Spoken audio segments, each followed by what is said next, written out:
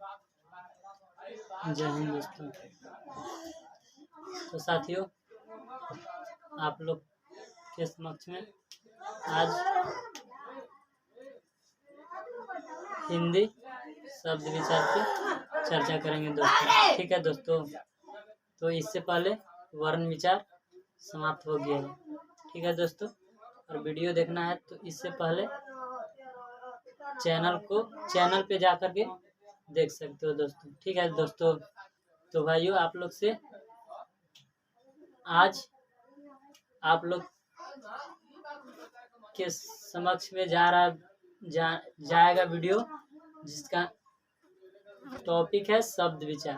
क्या है टॉपिक? शब्द विचार। शब्द विचार क्या है, शब्द किसे कहते हैं और शब्द के कितने भेद हैं, कौन कौन सा आधार पे बांटा हुआ है, उसको आज देखेंगे। ठीक है दोस्तों, तो दोस्तों क्या कहता है शब्द विचार? तो शब्द कहते हैं किसको?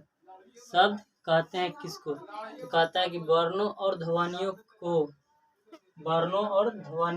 के सार्थक मेल को शब्द कहते हैं। वर्णों और ध्वनियों के सार्थक मेल को शब्द कहते हैं।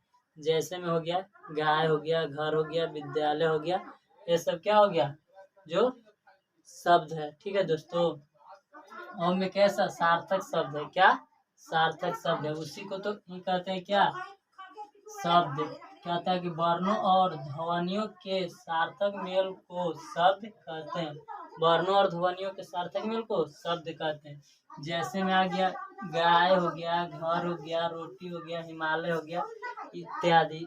बहुत सारा हो सकता है दोस्तों, तो सिर्फ हमने 4 ही एग्जाम्पल लिए हैं। ठीक है दोस्तों, तो दोस्तों इसके बाद चलते हैं कि शब्द के कितने भेद हैं और किस आधार पर बांटा गया है। ठीक है दोस्तों, तो इसके बाद देखते हैं उत्पत्ति के दृष्टि से शब्द के कितने भेद होते हैं। ठीक है, तो उत्पत्ति के दृष्टि से शब्द के कितने भेद होते हैं? 4। कितने?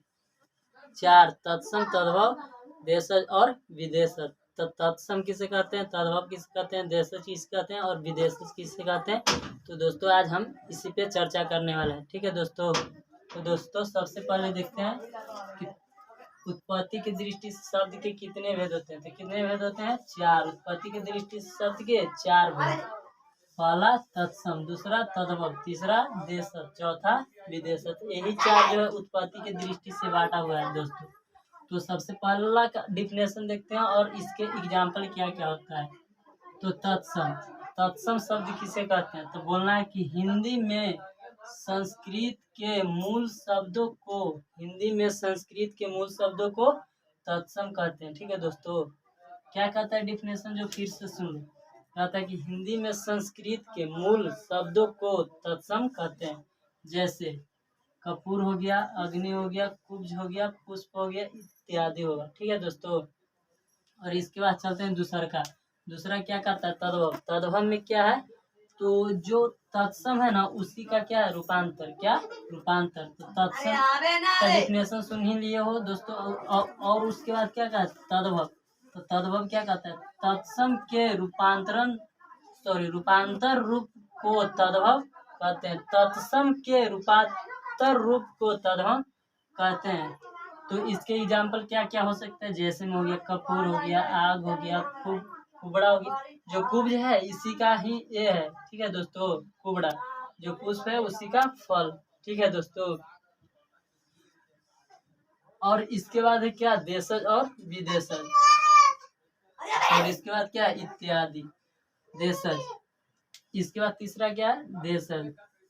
देशज क्या कहता है? कहता है कि अपने देश की बोलचाल की भाषा को देशज कहते हैं। जो अपने देश में बोला जाता है ना दोस्तों उसी को देशज कहते हैं। ठीक है दोस्तों, तो क्या कहता है दोस्तों देशज का डिफिनेशन? देशज शब्द का डिफिनेशन कहता है कि अपने देश की बोलचाल की भाषा को देशज शब्द कहते हैं। जैसे में हो गया लोटा, हो गया थाली, हो गया पगड़ी, हो गया डोरी, हो गया और बहुत सारा हो सकता है। इसके बाद क्या है? इत्यादि। ठीक है दोस्तों, और इसके बाद क्या है? विदेशज। क्या? विदेशज। विदेशज में क्या कहता है? कहता है कि विदेश मानी कि दूर के, और देशज यानी कि अपने। तो बोलना है क्या? विदेशज के कि दूसरे देश की बोलचाल की भाषा को क्या कहता है? विदेशज।